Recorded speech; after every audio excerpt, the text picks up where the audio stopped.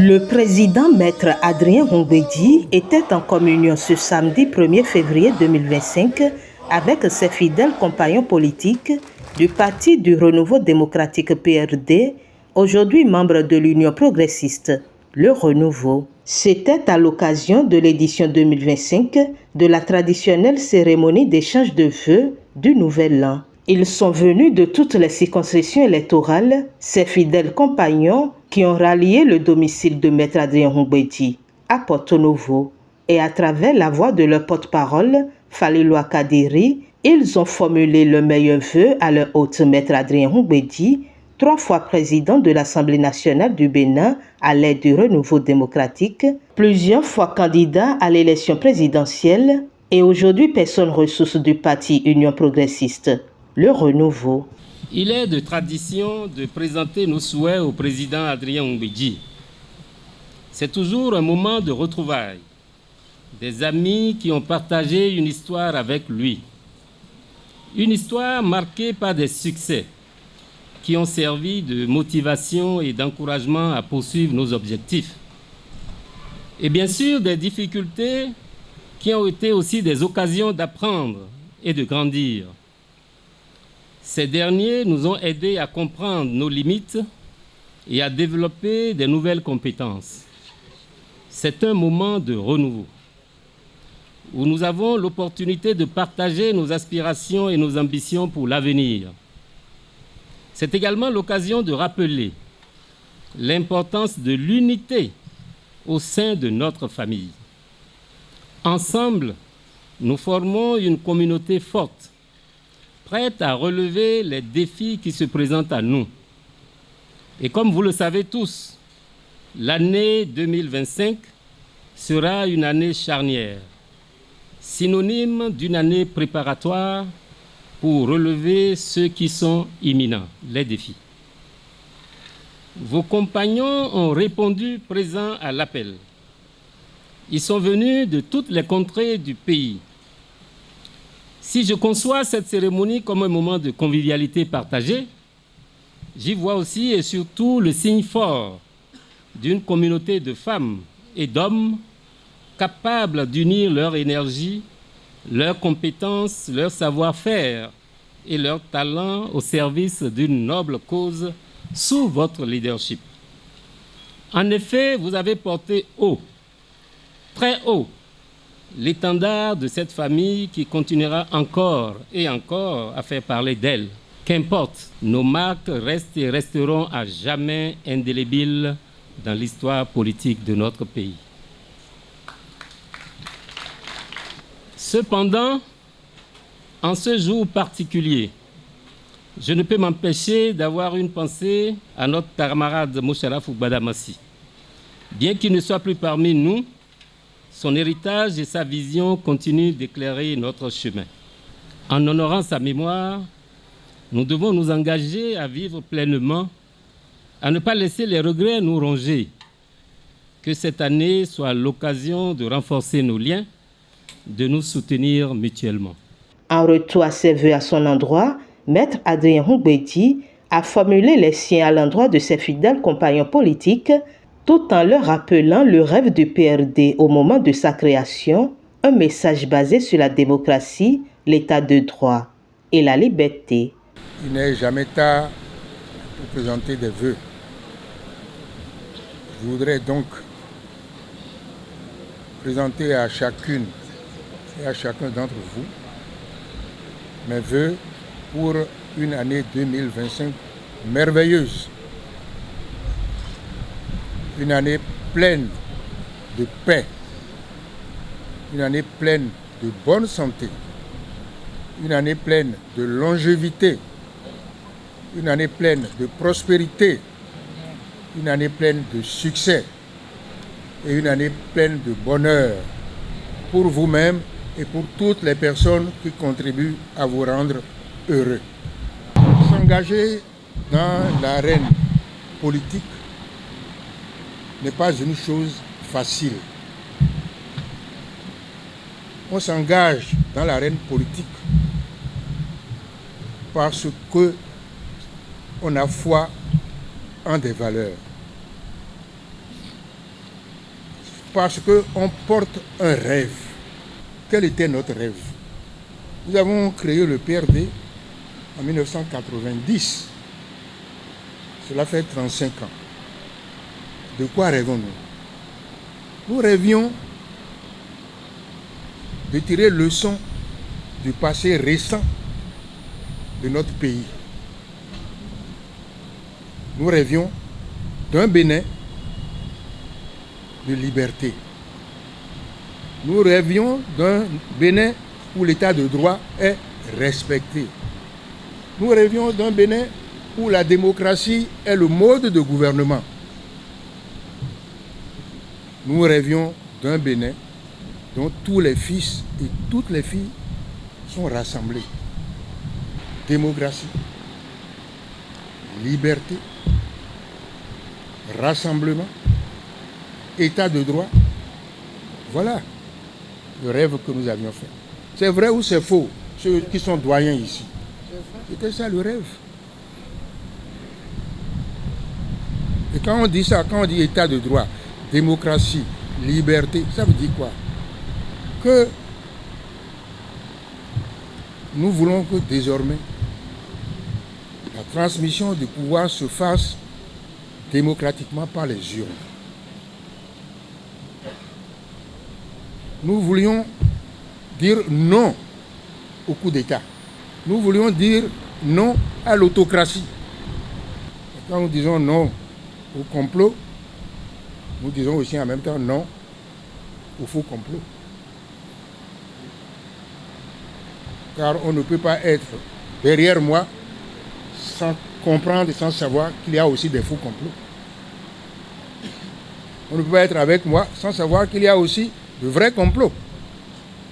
Nous avons dit non à tout complot. Nous avons dit nous voulons que les Béninois vivent libres grâce à la démocratie, grâce à l'état de droit. Si quelqu'un fait une erreur, une faute, bien sûr, il sera puni. Mais s'il n'a pas fait de faute, s'il respecte le droit, il doit vivre libre. Nous ne voulions pas. Nous ne voulons plus voir des Béninois en exil. Nous voulions qu'ils reviennent tous. Nous ne voulions pas que des Béninois soient en prison pour des délits ou des crimes d'opinion. C'est ça notre rêve.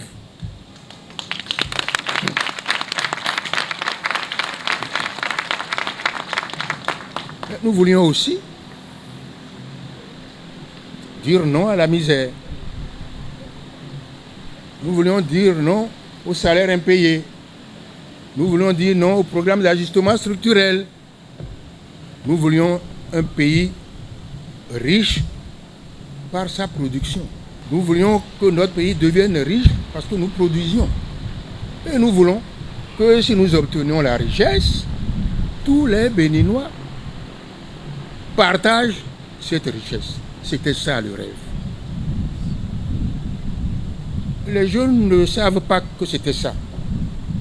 Mais nous ne pouvons pas oublier. Et un rêve que pour ma part, je défends depuis l'âge de 25 ans. Ce n'est pas maintenant, à 83 ans, que je vais oublier ce rêve. Que je vais tourner le dos à ce rêve. Ça interpelle donc la conscience de chacun d'entre vous. Nous avons fait un rêve. Sommes-nous toujours fidèles à ce rêve? Beaucoup d'entre vous m'appellent et me pressent de faire le bilan. Faire le bilan de notre rêve. Et je leur réponds non. On ne fait pas le bilan d'un rêve. On poursuit un rêve. Comment voulez-vous faire le bilan de quelque chose que vous ne maîtrisez pas? Mais nous devons poursuivre le rêve. Nous devons faire en sorte que partout où nous passerons, que ce rêve puisse devenir réalité. C'est ça notre combat d'aujourd'hui. C'est la poursuite du rêve que nous sommes en train de faire. Vous avez vu, on a créé l'UPR. Nous sommes membres de l'UPR. Comme je l'ai dit plusieurs fois, nous ne sommes pas rentrés dedans pour en sortir. Nous sommes rentrés dedans pour y rester, mais pas pour disparaître.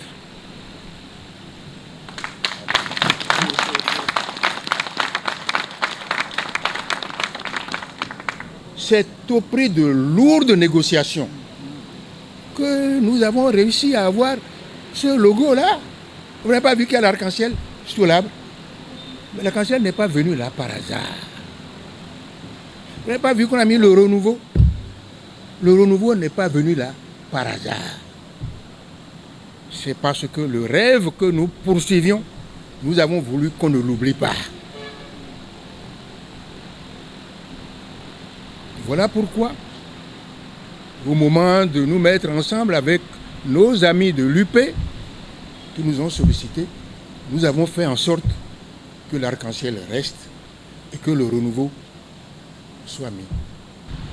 Donc quand on dit le PAD a disparu, le PAD a disparu, les idées ne disparaissent pas.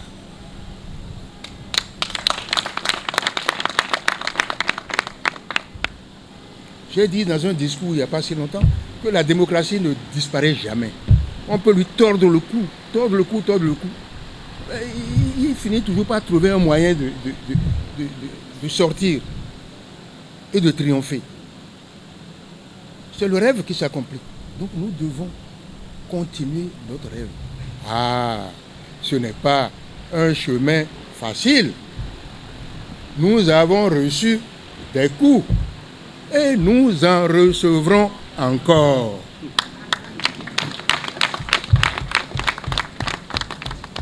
Mais n'ayez pas peur des coups. Moi qui suis là, 83 ans, j'en reçois encore. Qu'est-ce qu'on peut faire encore à 83 ans? J'ai pris la dernière fois, j'ai pris l'almanach des anciens présidents du Bénin, anciens présidents d'Assemblée et tout ça. Et je me dis, mais je suis un privilégié. Il n'y en a pas beaucoup qui ont atteint l'âge que moi j'atteins aujourd'hui. Comment est-ce que pour ça, je vais dire, non, il me reste encore 1 an, ou 2 ans, ou 3 ans à vivre. Tout ce que j'ai fait et dit depuis l'âge de 25 ans jusqu'à maintenant, je jette ça au panier. Je ne jetterai pas au panier.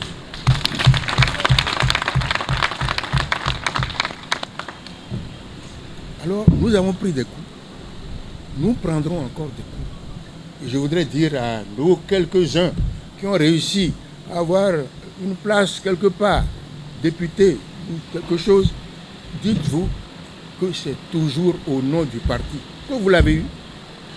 C'est au nom d'un rêve que vous l'avez eu, que vous pouvez le perdre à tout moment, mais que nous ne disparaîtrons pas pour autant. Et quand je vous vois ici, tous ensemble aujourd'hui, j'ai la conviction que le rêve ne disparaîtra pas. Beaucoup nous ont quittés, mais nous sommes toujours là. Et beaucoup reviennent. Pourquoi? Parce qu'ils ont compris que ce rêve-là est un bon rêve. Les gens qui nous martyrisaient aujourd'hui disent, parce qu'ils sont à leur tour martyrisés, ils disent, ah, ces gens-là, ce monsieur-là, il avait raison. Ça n'arrive pas qu'aux autres. Mais je suis persuadé qu'aujourd'hui, il y a des gens qui disent, mais ce monsieur, ce parti-là, ils avaient raison. Nous voici, nous aussi, victimes. Et les victimeurs d'aujourd'hui deviendront peut-être eux aussi demain des victimes. Mais si c'est l'état de droit, si on respecte la démocratie, si on ne fait pas des lois liberticides, eh bien, personne n'ira en prison. Personne ne sera obligé d'aller en exil. Lorsque nous avons fait la conférence nationale, Kérékou 2, est-ce que vous avez appris que quelqu'un est allé en prison, que quelqu'un est allé en exil? Pourtant, c'est le même Kérékou. La terreur du Pierre Pébé. Quand il a changé, il est devenu un vrai démocrate. Le pays est resté en paix. Je veux dire par là que c'est la méthode de gouvernement que vous employez qui entraîne la forme d'opposition que vous avez. Et je voudrais dire que ce que nous voyons là, que nous avons vu cette semaine, il faut être franc, honnête. C'est la conséquence de l'exclusion.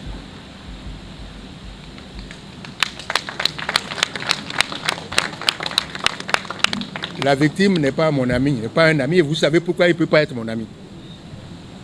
Vous savez pourquoi cette victime-là ne peut pas être mon ami, n'est-ce pas? Donc, ce n'est pas la personne de l'intéressé qui me préoccupe. Ce qui me préoccupe, ce sont les principes. Il ne faut pas qu'un jour, lorsque quelqu'un rentre par la droite, d'autres sortent par la gauche. Il faut que nous restions toujours rassemblés pour construire ensemble le pays. Donc ma conviction forte, c'est que les prisonniers politiques, il faut les sortir.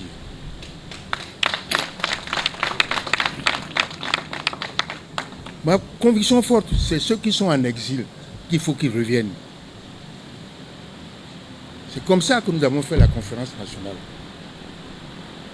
Et j'en appelle de mes voeux à ce que nous nous retrouvions sous l'arbre à palabres. Que nous mettions tout sur table. Que nous discutions de ce qui nous oppose les uns aux autres. Et que nous trouvions les solutions qui permettent à tous les enfants du Bénin de rester ensemble pour construire le Bénin. Voilà mon rêve. Et voilà le rêve du PRD. De plus, l'hommage rendu à tous ses compagnons politiques disparus, et en particulier Feu Moucharaf Gbadamassi, témoigne d'une reconnaissance de l'héritage politique qui doit continuer à inspirer les nouvelles générations. Sans Moucharaf Gbadamassi, rien n'aurait été possible en 1990. Donc nous sommes là pour célébrer sa mémoire et pour lui dire à lui et à sa famille biologique que nous ne l'avons pas oublié et que nous ne l'oublierons jamais. Nous ne pouvons pas oublier Salomon Biokou. Nous ne pouvons pas oublier El Hadj Jafari Badirou. Nous ne pouvons pas oublier Tiamiou Adjibade. Nous ne pouvons pas oublier Kamarou Fassassi. Nous ne pouvons pas oublier Ismaël Tidjani Serpos.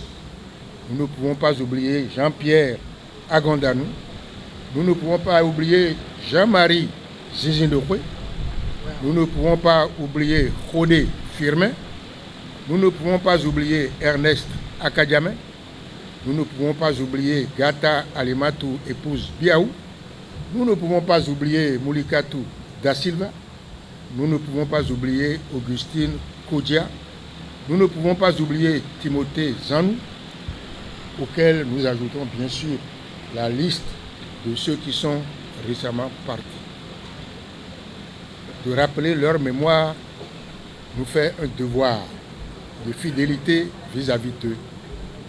Mes chers amis, tous les noms que j'ai cités tout à l'heure sont des hommes et des femmes qui, à un moment de l'histoire de notre combat politique, ont partagé notre rêve. Et parmi eux, celui qui a porté le plus haut l'étendard de ce rêve, c'est Moucharaf Gbadamassi. À la fin de la cérémonie d'échange de vœux, quelques participants donnent leurs impressions. Nous, fils et filles, disciples et dignes élèves du patriarche, sommes toujours ravis de nous retrouver chaque année autour de lui pour lui souhaiter nos vœux les meilleurs et recevoir de sages conseils de sa part. Le président d'abord nous a rappelé le rêve qu'avaient les pères fondateurs de ce parti, de cette famille politique dans laquelle nous sommes retrouvés depuis quelques années, nous travaillons ensemble. Il nous a rappelé la vision, le combat pour lequel ils sont en train de travailler depuis des années. Et il a invité chacun de nous à continuer dans le sens, parce que nous avons encore du chemin à faire. Nous sommes dans un grand ensemble et nous travaillons pour l'émergence du pays. Il a encouragé les uns et les autres à se tenir toujours les mains dans les mains, quand bien même c'est souvent difficile, à poursuivre le combat, parce que l'espoir est permis. L'avenir nous réserve beaucoup de choses. Il y a du bon devant. C'est une rencontre familiale et je dois vous dire que c'est une tradition au sein du PRD, devenue sensibilité politique au sein de l'UPL Renouveau. Il faut le souligner. Nous sommes une sensibilité au sein de l'UPL Le Renouveau. Et ici, cette année, nous avons réuni, comme à notre habitude, les membres du bureau politique. Et c'est les membres du bureau politique du PRD. Je précise encore une fois que c'est la sensibilité au sein de l'UPL Le Renouveau que nous avons réuni ici ce matin. Et nous avons partagé le repas avec notre patriarche. 83 ans, c'est à féliciter. On a grâce à Dieu pour lui. Tout à fait, c'est réel qu'on se souvienne, n'est-ce pas, de ceux-là qui ont porté le flambeau du PRD. Et ils sont très nombreux à regagner l'au-delà et qui sont dans la félicité éternelle. Et en particulier le président Moucharaf Gbadamassi, qui a été le porteur, n'est-ce pas, de ce rêve du PRD avec le président Adrien Ngouéli. C'est un rêve qui ne finit jamais. Vous voyez, donc le président Adrien Ngouéli l'a précisé encore ce matin, c'est un rêve qui ne finit pas et qui se poursuit, et n'est-ce pas, qui détermine, n'est-ce pas, l'existence du PRD. C'est un rêve. La démocratie ne meurt jamais, n'est-ce pas. On a beau, n'est-ce pas, se détourner de la démocratie, elle revient toujours et s'impose à nous. Donc nous sommes rappelés de ceux-là, de ces figures emblématiques qui ont façonné, qui ont magnifié le PRD, qui ont fait que l'esprit PRD reste encore aujourd'hui. Et le président Ngouéli, qui est le témoin de tout ça, a rappelé la mémoire de ces illustres personnalités au sein du pays qui ont fait le PRD pendant longtemps, et dont le président Moucharaf Gbadamassi. Et j'en profite, n'est-ce pas, pour vous dire que nous avons décrété toute la semaine qui vient. Vous vous rappelez, il y a 25 ans, le président Gbadamassi nous a quittés, précisément le 4 février. Ça fera 25 ans qu'il nous a quittés. Et nous avons programmé, n'est-ce pas, de manifester cela par des prières partout pour que son âme puisse se reposer en paix et pour qu'il sache qu'il a vécu au milieu des gens, qu'il le porte toujours et qu'il reconnaisse tout le travail qu'il a abattu. On ne peut pas oublier le président Gbadamassi. Nous ne pouvons pas oublier tous ceux-là aussi qui ont battu, n'est-ce pas, l'esprit PRD, qui ont façonné l'esprit PRD pendant des années et qui nous ont malheureusement quittés et qui sont dans l'au-delà. Loin d'être une simple formalité, cette cérémonie d'échange de vœux est un acte profondément ancré dans la mémoire collective et l'histoire du PRD, servant de tremplin pour l'avenir et l'engagement politique de ses membres. En ce début d'année, le PRD, pleinement conscient de son héritage et des défis qui l'attendent, est déterminé à rester un acteur clé du paysage politique béninois.